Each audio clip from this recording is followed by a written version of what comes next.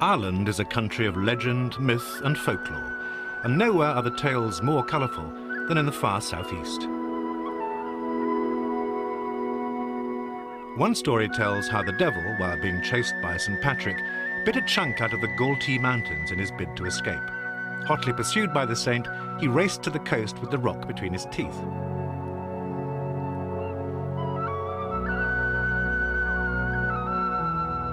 Two and a half miles offshore, a piece of the rock fell from his mouth. Half a mile further on, he spat out the remainder and so created the Saltee Islands.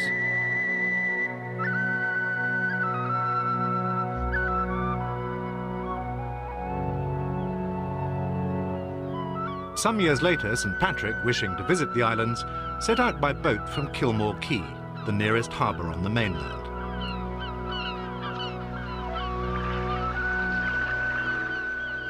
But the vessel sprang a leak and sank, so the saint built a ridge of rocks out to Little Saltee. St. Patrick's Bridge was actually formed by glacial deposits at the end of the last ice age. At low tide, parts are still clearly visible. Within living memory, local farmers walked their cows across the rocky causeway and then swam them over to Great Saltee.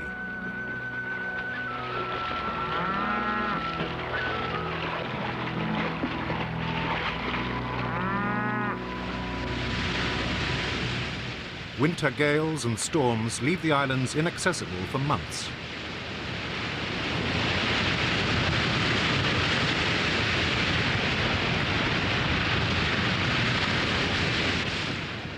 Lashed by the sea, the islands are soaked in salt water, hence their name. Local folklore says it's the devil's fury that whips the waves into a frenzy.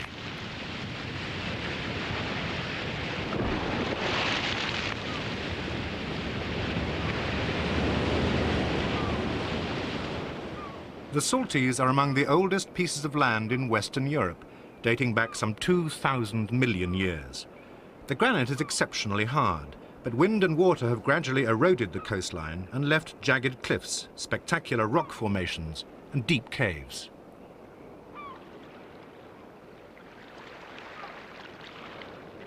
In the 18th century, the Saltees were the haunt of pirates and smugglers. Contraband was offloaded behind these islands and stored in the caves. It's not hard to imagine these outlaws drinking the government's rum and arguing over the value of silks and hides. The locals claim they can sometimes catch their shouts and laughter over the raucous cries of the birds.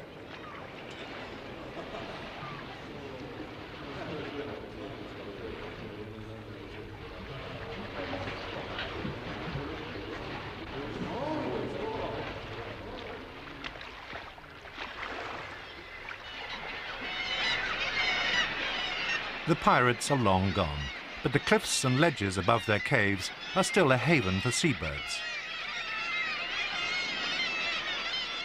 The Saltees are the only islands off the south and southeast coasts of Ireland, and thousands of birds, like the kittiwake, come here to breed.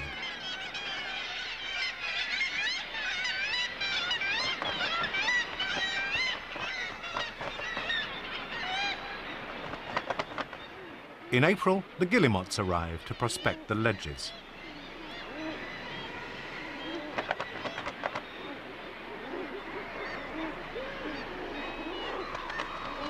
After months at sea, landing on a narrow shelf takes a little practice.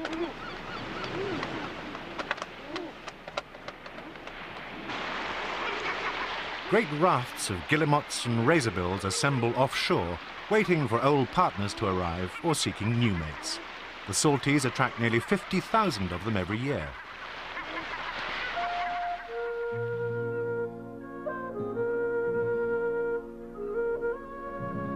These days, the islands are uninhabited by man. At the beginning of the century, an agricultural recession drove the farmers off the islands, much to the relief of the clergy on the mainland. For years, they had worried that, cut off from the church, the islanders were prey to the influence of Satan. The last farmer abandoned the Saltees in 1943, leaving them to return to their wild state.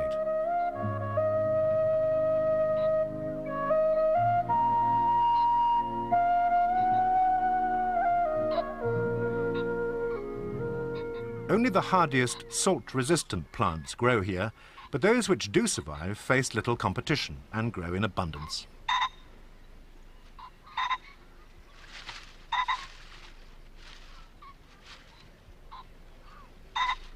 Great Saltee is a little over a mile long, yet of the 400 species of birds that occur in Ireland, well over half have been recorded here.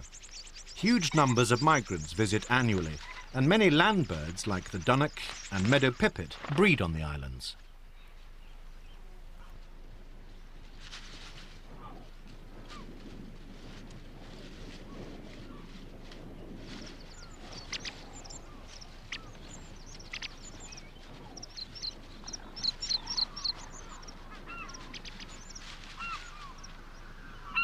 Rabbits were introduced by monks in the Middle Ages. They were a valuable source of food and fur, but they killed off most of the island's trees and ravaged crops. The puffins at least have benefited. They nest in abandoned rabbit burrows. Like all auks, puffins come ashore to breed. With their squat bodies and stubby wings, they're poorly equipped for flying. On windy days, they hang on the breeze for hours. It's an activity that seems to serve no real purpose. Perhaps it's just fun.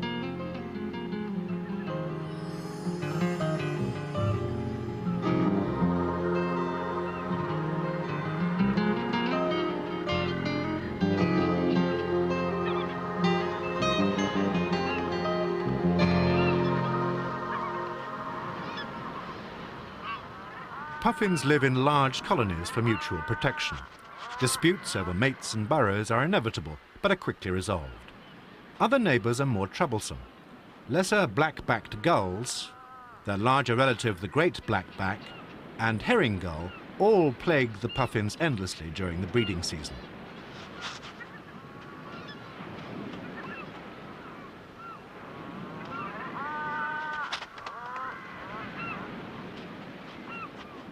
It's not just eggs that they steal, they'll also snatch food from the smaller birds.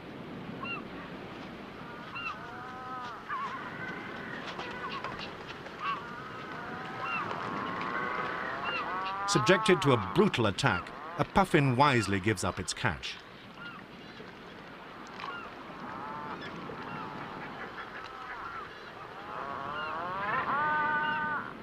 The gulls are quite capable of fishing for themselves, but mugging is less effort.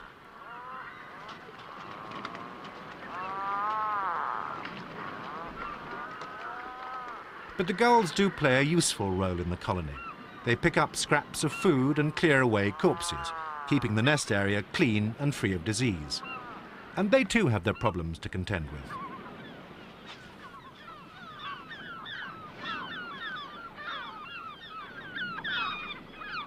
Great colonies of gulls once nested on the islands. Now their numbers are seriously depleted. The birds only supplement their diet by stealing from the puffins. The bulk of their food comes from the mainland.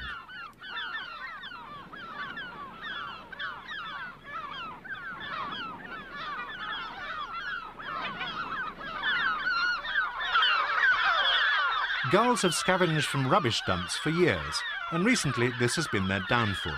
The increased use of black plastic bin bags is the cause of the problem.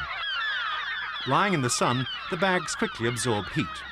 Inside, the warm, moist environment is the ideal breeding ground for botulism bacteria. When the gulls eat contaminated food, they suffer a lethal dose of botulism.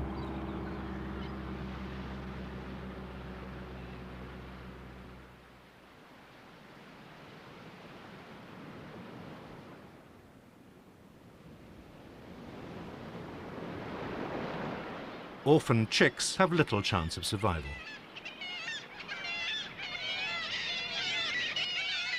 The numbers of kittiwakes are also declining, but for different reasons. Each pair usually raises 2 young, but recently adults have struggled to rear 1. The chicks are starving to death. Kittiwakes are surface feeders, their diet consisting of small fish and crustaceans, creatures that are themselves declining, probably due to overfishing.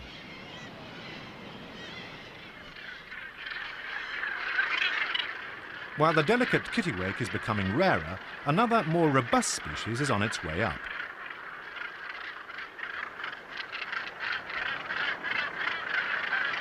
The gannet is our largest seabird, 3 feet long with a wingspan of up to 7 feet.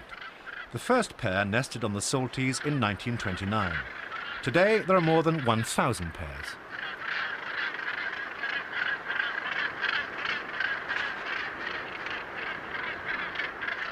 They're one of the few seabirds apparently escaping the general decline.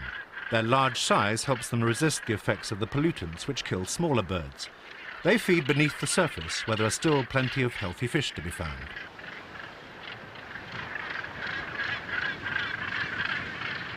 Gannets plunge dive from as much as 100 feet above the waves.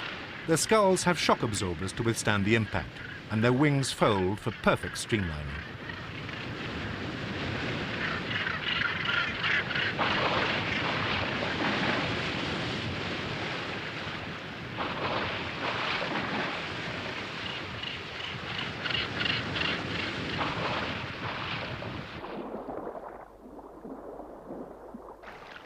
The auks also dive for fish, but they swim down from the surface.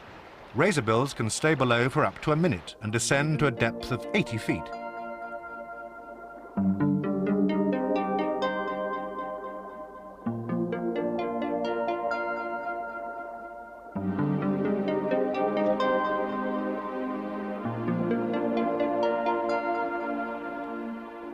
Underwater, a guillemot flies with grace and ease.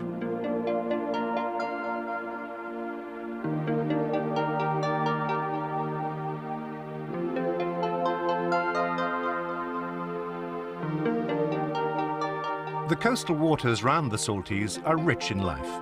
Dolphins are still seen here, although basking sharks, once numerous, have been hunted out.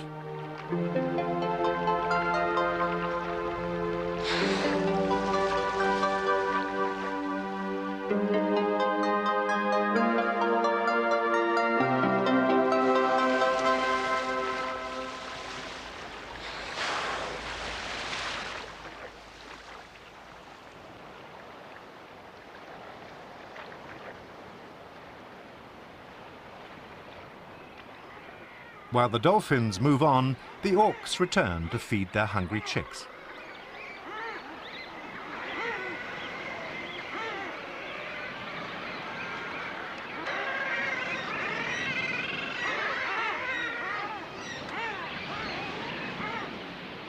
Of all the auks on the Saltees, guillemots have always been the most numerous, although their fortunes have been mixed. In the early 1960s, the colony numbered 30,000. But in 1969, a combination of bad weather and depleted fish stocks caused the population to crash, leaving only 5,000. Fortunately, numbers are rising again.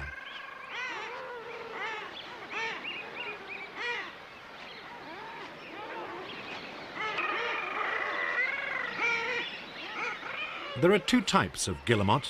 The bridle variety, which looks as if it's wearing white spectacles, is the rarer of the two.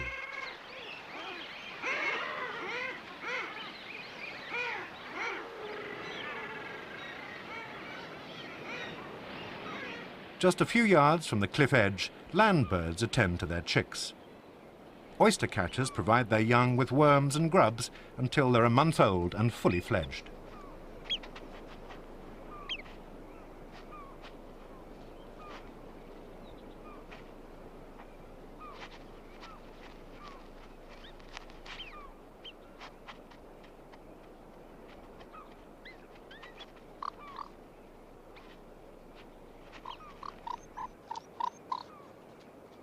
In contrast, pheasant chicks instinctively know how to feed and fend for themselves and are deserted after 2 weeks.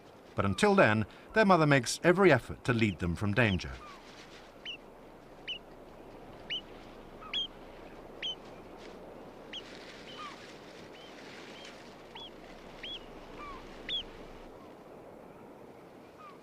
The amazing number and variety of birds and the scenic beauty draws thousands of tourists to the Saltees each summer.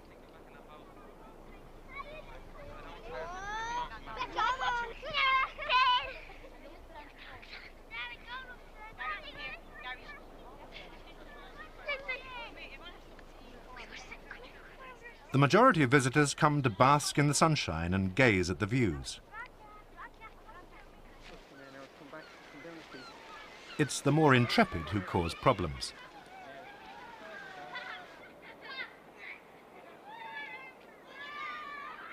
Visitors straying into their colony cause brooding gulls to desert their nests. Eggs and chicks may get cold and die, and gulls are cannibals. An unprotected nest is a source of food.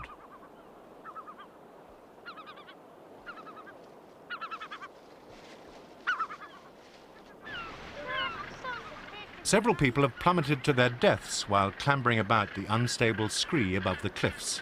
The quest for the best view seems to blur their sense of caution.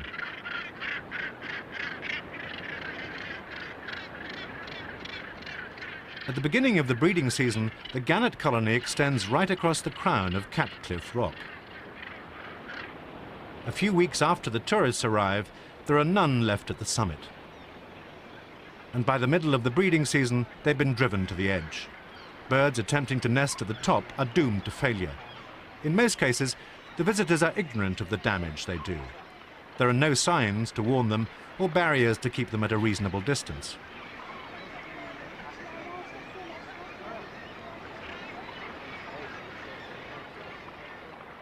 The human invasion has contributed to the decline of the puffin. Peregrine falcons and corncrakes are just two of the species that no longer successfully nest here.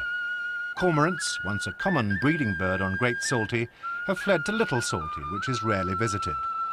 It's now one of the biggest colonies in Ireland, boasting over 300 pairs. But how long will it be before their seclusion is shattered?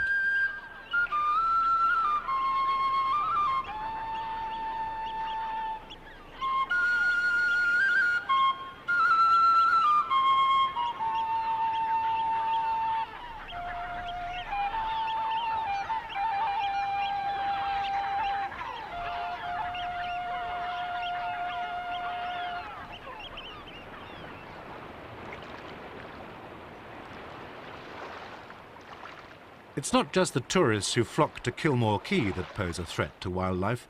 The fishing here is profitable, and with it comes danger: discarded nylon netting.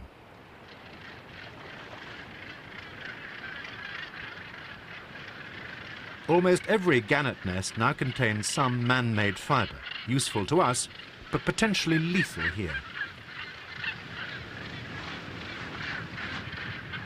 Scientists scale the cliffs every year to ring chicks and collect population data.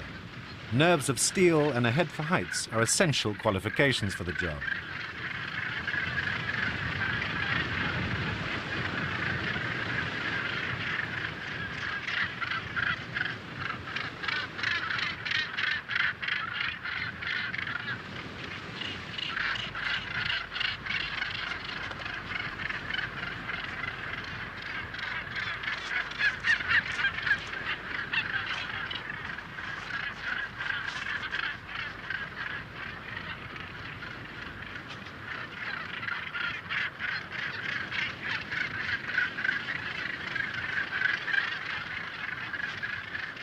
The volume of netting hanging from the cliffs is a sad reflection of the quantity floating at sea. As the chicks explore their lofty nurseries, many become entangled. The nest becomes a trap from which they will never fly. These chicks were lucky. Not every colony is monitored by scientists.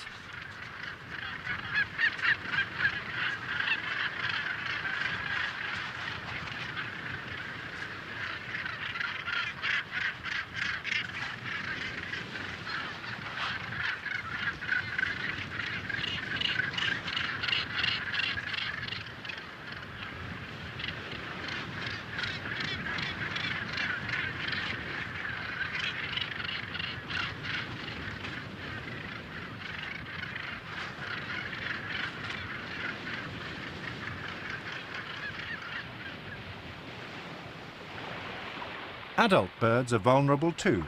Many get caught and drown in drift nets.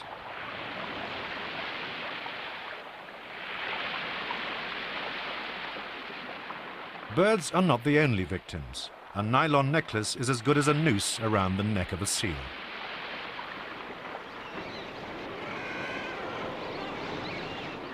If the oceans are being treated as a world rubbish dump, the consequences are filthy beaches, ruined holidays, pollution, and death at sea. July, and the auks' breeding season draws to a close. At 3 weeks old, the chicks can't fly, but they can swim.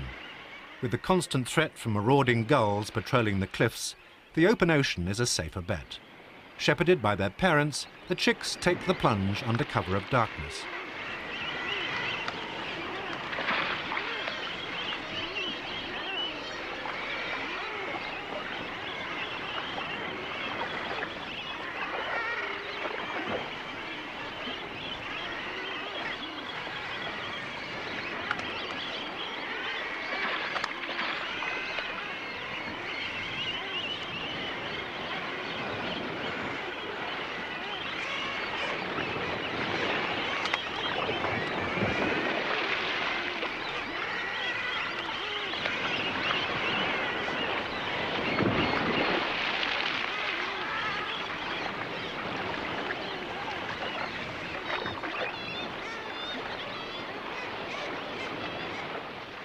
When the puffin chicks are 6 weeks old, their parents desert them.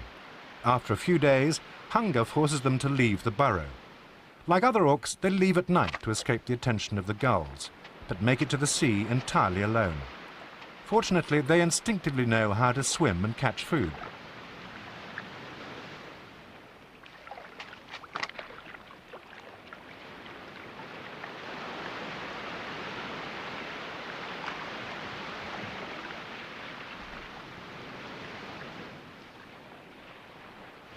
The fine weather breaks in mid-autumn. Shrouded in mist, the islands have a magical charm. At this time of year, the ocean is wild and unpredictable, but its sudden changes of mood are no threat to the animals that are adapted to exploit it.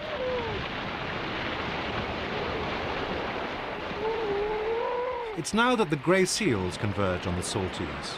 When people lived on the islands, the seals avoided them. As soon as they left, they moved in.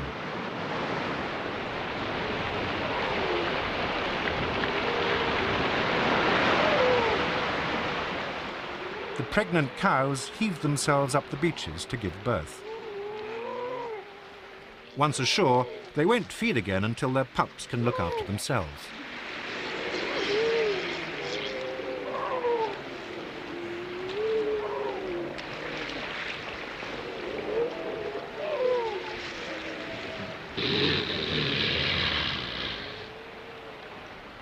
Late September is the time of the bulls. The females come into season almost as soon as their pups are weaned.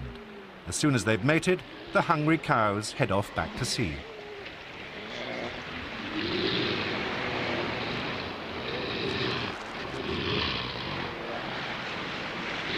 In the shallows, mature males do battle for the right to mate.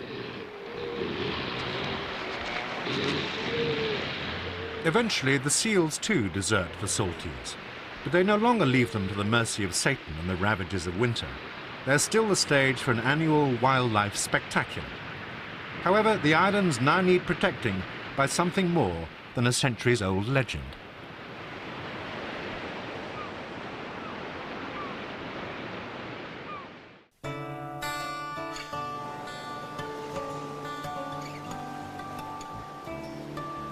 Above the North Sea they soar, their wings like white caps of the wind. So great are their numbers, these waters were once known as the gannet's bath.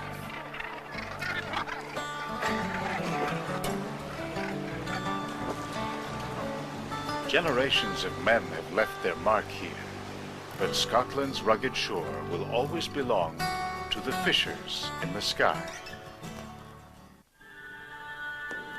More than 300 million years ago, magma spewed up from the seabed and created this rough-hewn land.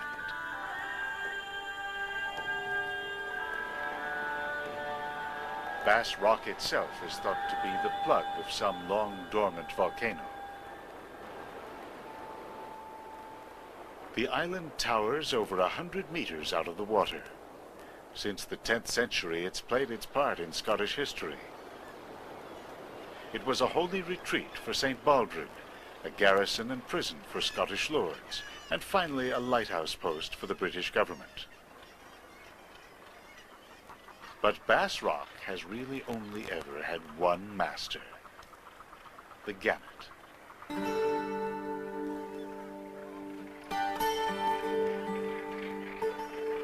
every spring, tens of thousands come here to mate and breed. They settle so thickly that the dark rock is bleached white with their droppings.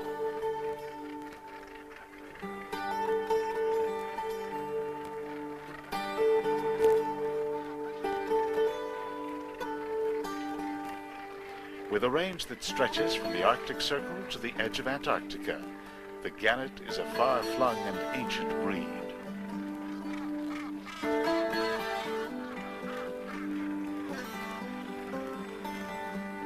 A magnificent flyer, its giant wings take full advantage of the offshore gales, allowing it to cover over 200 kilometers in one feeding expedition.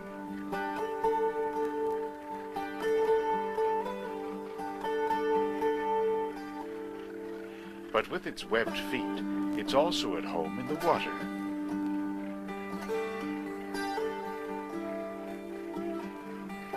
In such a congested neighborhood, coming in for a landing seems foolhardy, but the gannet has perfected the vertical drop.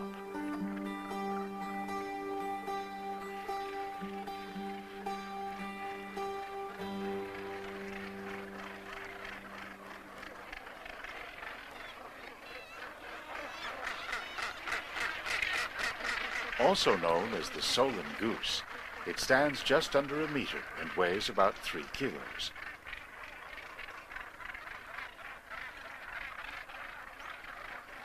Its meat has long been considered a delicacy and was a favorite of Queen Victoria.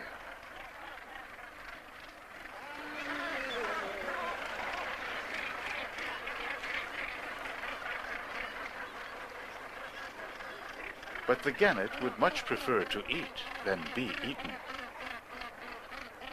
In fact, its hunting technique is nothing short of aerial acrobatics.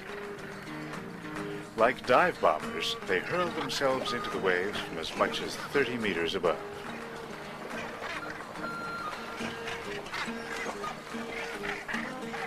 To soften the blow of the water's impact, gannets have cushioning air sacs under their skin. And although they are considered surface feeders, they can dive as deep as 25 meters. Their keen eyes are peeled for schooling fish like herring and pilchard.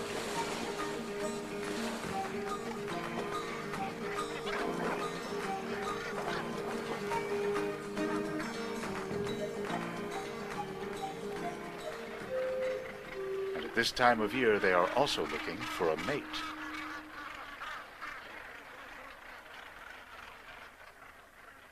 His one and only may appear befuddled, but to gannets, this is a come-hither look. This couple has already produced the season's single egg.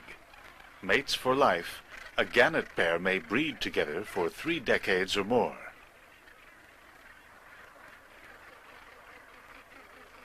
Clacking raised beaks together helps the pair get reacquainted after a long winter's separation. Gannets have a full repertoire of communicative gestures. Every day, their feathers need a tune-up to maintain insulation, waterproofing, and flight efficiency, so they take turns preening each other. It's remarkable how tender a beak can be.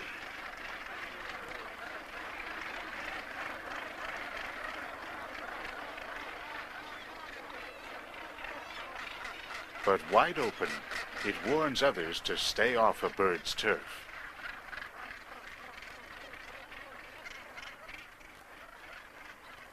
Like a crowded beach strewn with too many blankets, the rocks can be tricky to negotiate, especially for birds that lack established territories. When polite suggestion fails, boundary disputes can get heated.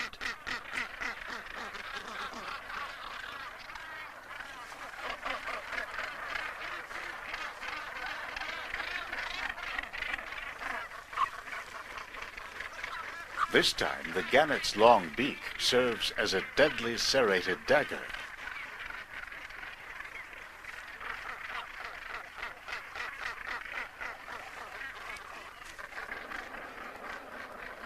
After smoothing the ruffled feathers, The couple finally gets down to business.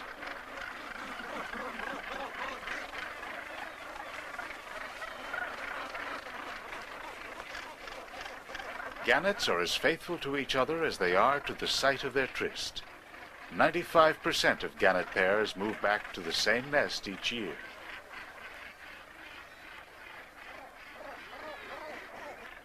But that doesn't mean they're satisfied with the accommodations. In fact, they're constantly redecorating.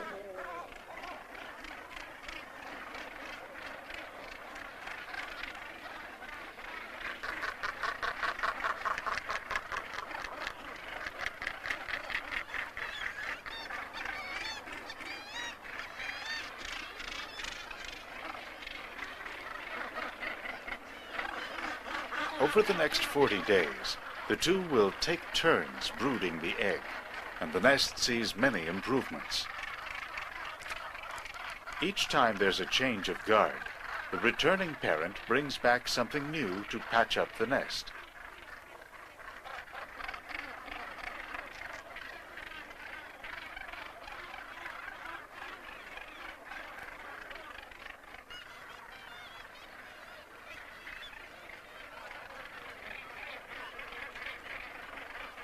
A sculpture of seaweed and other sea treasures cemented by guano, the gannet's nest is a tribute to its ocean home.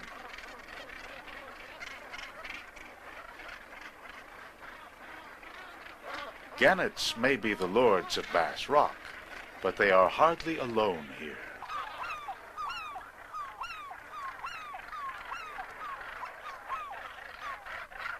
Such a large store of delectable eggs is irresistible to visiting scavengers like herring gulls.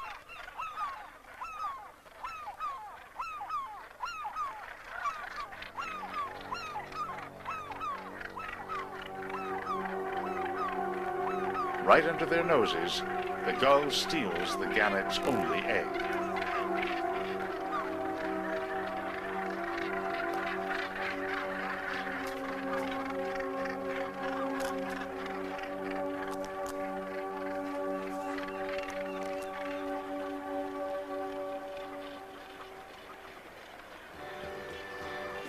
Still, the island is well fortified against thieves.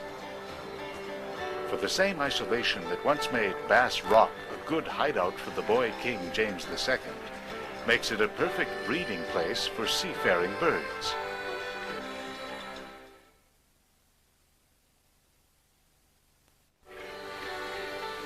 How to raid a guillemot colony?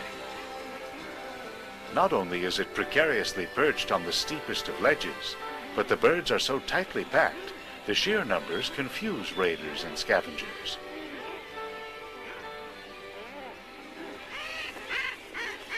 Inside guillemot society, relationships are intricate and testy, whether the birds are mating or fighting over space. Body language and a wide range of vocalizations are usually enough to work things out. In this case, raised wings are the equivalent of a no trespassing sign.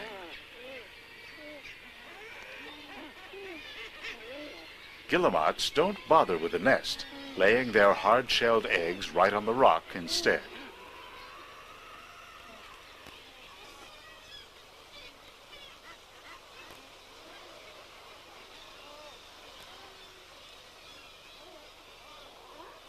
A shag brings an offering of seaweed for the nest it makes on these rocky ledges.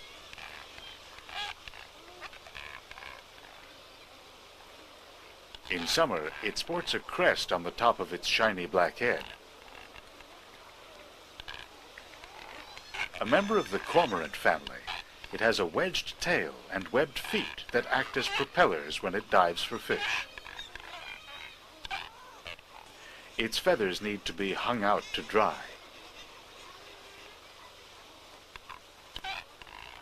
The pair take turns feeding their brood.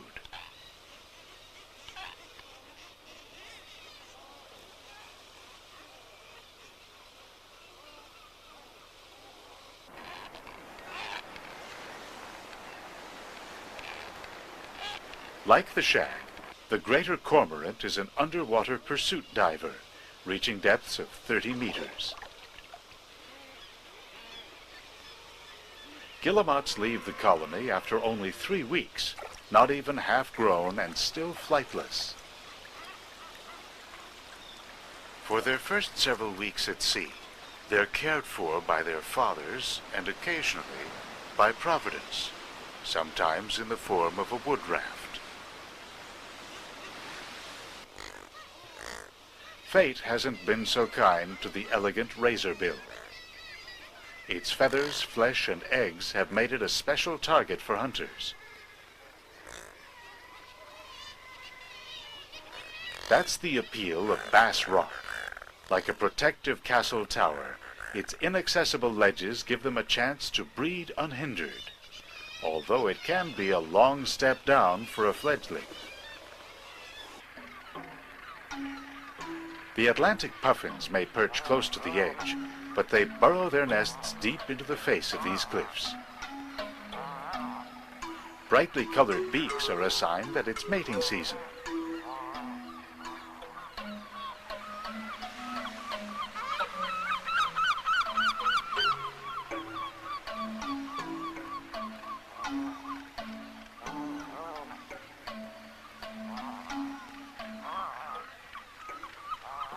A puffin would never lay an egg on the bare rock as some other birds do.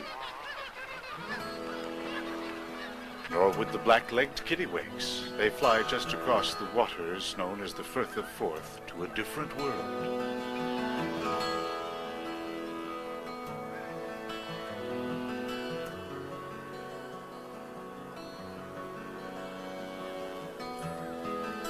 Summer is a time of renewal.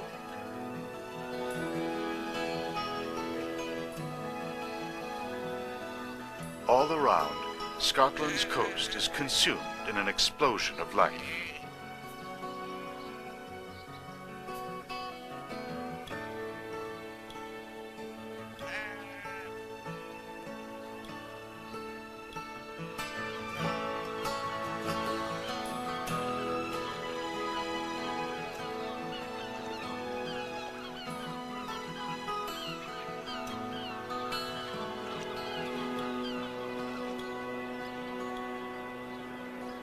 The kittiwakes prefer this more domesticated side of the harbor to the wild haven of Bass Rock.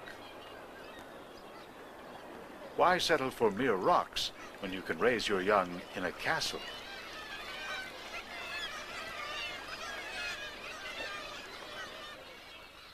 Hungry mouths wide open and beaks pecking, the young chicks rely on regular feedings by both adults for over a month.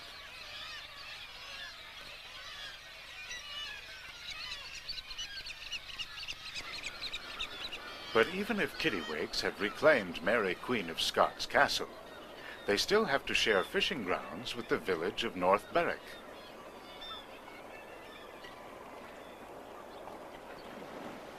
And the fishermen have to share with another resident.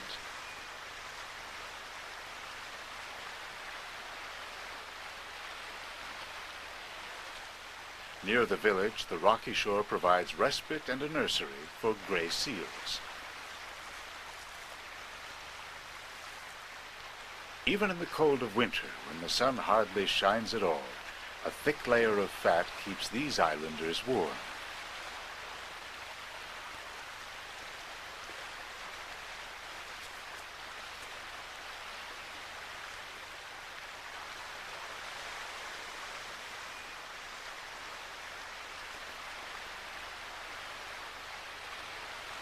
Awkward on land, they are masters of the water.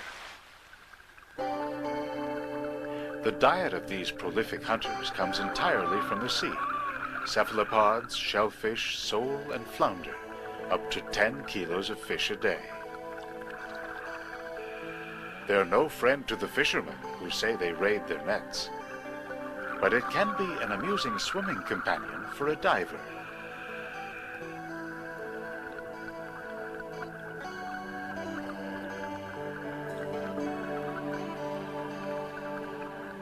In the water, a seal is as powerful as it is graceful. When frightened, it can cut through the water at speeds up to 15 kilometers per hour.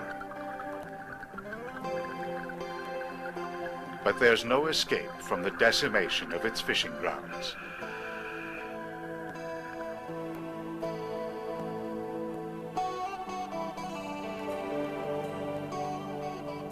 The North Sea was once a banquet for creatures of the air and the sea.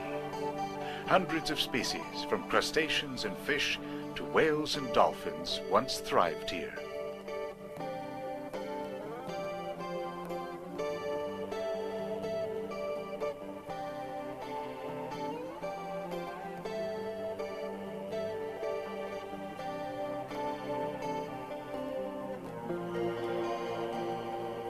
Overfishing and dumping changed all that, and what was left of the North Sea's wildlife community had to adjust.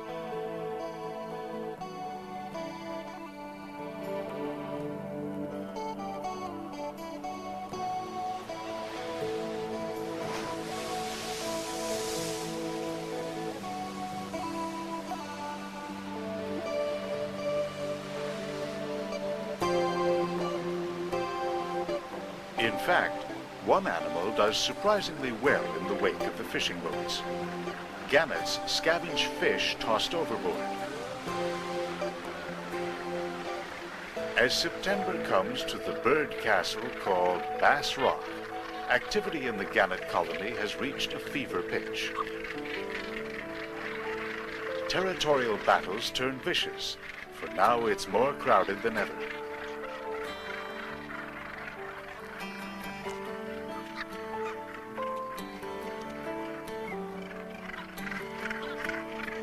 Many of the chicks have hatched, though a few anxious parents are still waiting for theirs.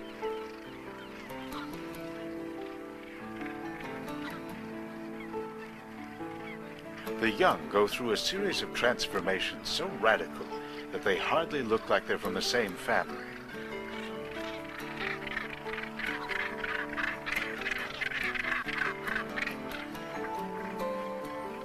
When born, gannets are nearly naked, a wisp of a creature only a mother could love.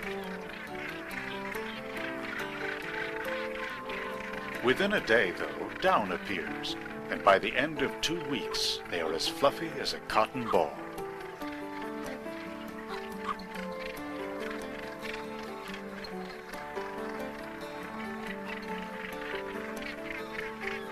Their feathers are dark at first.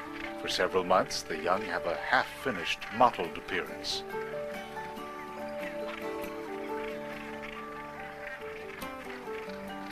It will be 3 years before they achieve the snowy plumage of their parents.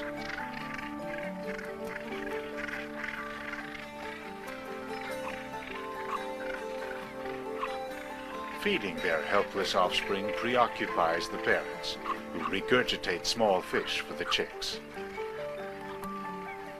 After several weeks, they grow even heavier than their parents, storing up fat to live on until they can hunt for themselves.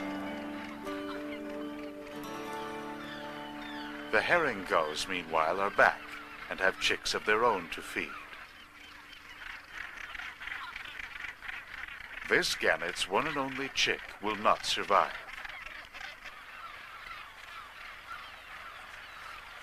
It will become a meal for the visiting scavengers who have come to do what they do best, clean up.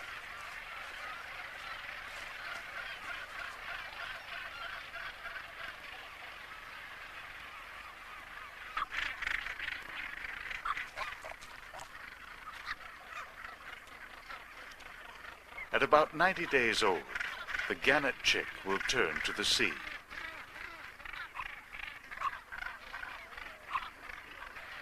And with each passing year, they become more like their parents.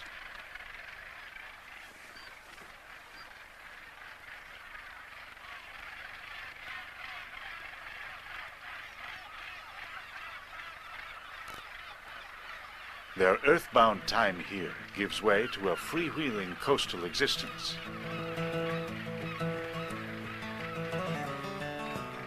And when the instinct to nest returns, they'll come back to their island protector.